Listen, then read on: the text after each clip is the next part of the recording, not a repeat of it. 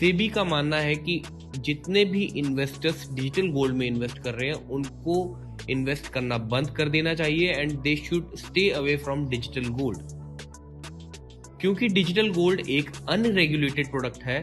इसमें बहुत सारे रिस्क अराइज हो जाते हैं। पहला रिस्क ये है कि अगर कोई भी डिजिटल गोल्ड को बेचने वाली फिनटेक प्लेटफॉर्म आपको डिजिटल गोल्ड बेच रही है तो उनको सिमिलर क्वांटिटी और सिमिलर क्वालिटी ऑफ गोल्ड को फिजिकल फॉर्म में होल्ड करना पड़ेगा अपने वॉल्ट्स में। फॉर एग्जाम्पल, अगर कोई इन्वेस्टर जाता है और वो कहता है कि मेरे को 1 किलो गोल्ड लेना है 24 कैरेट और वो फिनटेक प्लेटफॉर्म पे जाके खरीद लेता है, तो वहीं जो फिनटेक प्लेटफॉर्म्स हैं इनको 1 kilo gold with 24 carat quality अपने फिजिकल वॉल्ट्स में मेंटेन करना पड़ेगा, तभी ये इसको इशू कर सकते हैं। सेबी कहते हैं कि हम इस फिजिकल गोल्ड को वेरीफाई नहीं कर सकते, we do not audit it, so because it does not come under our powers, under our jurisdiction, तो हमारे पास अथॉरिटी भी नहीं है इसको ऑडिट करने की। तो सेबी कहते हैं कि आप इससे दूर रहिए, पता नहीं कितना गोल्ड पड़ा हुआ है, किस क्वालिटी का है, नोबडी नोज अबाउट इट। दूसरा, सेबी का यह भी मानना है कि बहुत सारे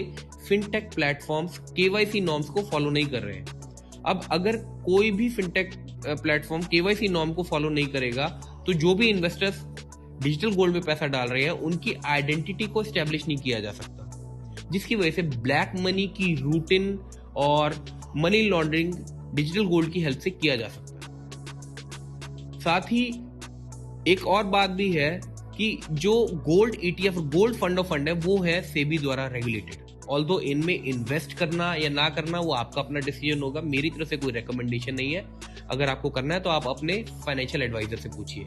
बट हाँ, अगर जो एसेट मैनेजमेंट कंपनीज आपको गोल्ड ईटीएफ इशू करके दे रही हैं या फिर गोल्ड फंड ऑफ फंड में आप उनके इन्वेस्ट कर रहे हो, ये एसेट मैनेजमेंट कंपनीज अगर कल को डिफॉल्ट कर जाती हैं तो सेबी इनके अगेंस्ट पेनल्टी लगा सकती है।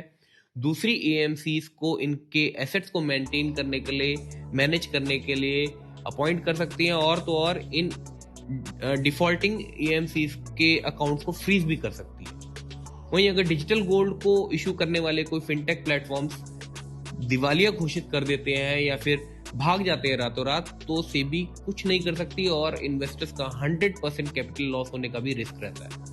खैर, मैंने भी एक सिमिलर वीडियो बनाई थी, best ways to invest in silver, जिसमें मैंने भी यही कहा था कि डिजिटल सिल्वर से आप दूर रहिए क्योंकि it is not a regulated product.